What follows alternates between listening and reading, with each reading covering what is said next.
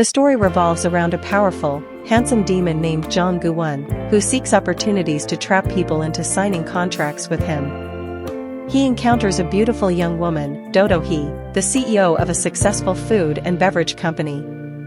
Gu-won notices that a gang leader's time is running out, as per his contract, and he ends the leader's life by causing a heart attack. However, a gang member witnesses him leaving the scene. Meanwhile, Do-do-hee's grandmother, Madame Ju Cheon, is upset with her for not wanting to get married and arranges a blind date for her. To Do-do-hee's surprise, she meets Gu-won there. Although she's not interested in marriage, she finds herself attracted to him. The two begin bickering, and when gang members show up at the hotel, Do-do-hee decides to leave. Just as she's about to leave, one of the gang members hits a waiter with a cake, and the cake almost falls onto Do-do-hee. Gu-won quickly saves her, catching the cake in midair, and for a moment, time seems to stop between them. Do-do-hee feels an undeniable attraction. Later, Do-do-hee thinks that Gu-won ordered the cake for her birthday, but she finds out it was for himself, leaving her disappointed. She later learns that Gu-won wasn't the guy her grandmother set her up with. Jong Gu-won, meanwhile, is always looking for people in trouble to make deals with. On her way home, Do-do-hee realizes her driver isn't the usual one, and she's almost chloroformed. However, she escapes, and Gu-won appears to make a deal with her for protection. Despite her doubts, she agrees. As they try to escape from the criminals, they end up in the river, and Gu-won loses his powers. He's furious, and tries to check Do-do-hee for the tattoo mark he had given her.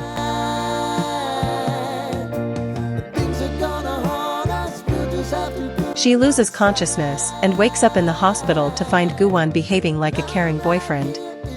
When she tries to erase the mark, he stops her, revealing that he can use his powers as long as he holds her wrist.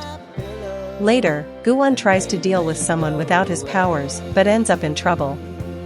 Meanwhile, Do-do-hee is visiting her grandmother, who's being discharged from the hospital, when their relative, Ju Suk, mentions that Do-do-hee and Madame Ju Cheon aren't related by blood.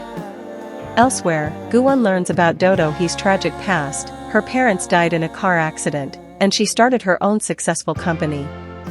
He goes to meet her and, despite rejecting her offer of money, tries to flirt and make a deeper connection. He takes her on a ride, where he uses his magic to cause another heart attack.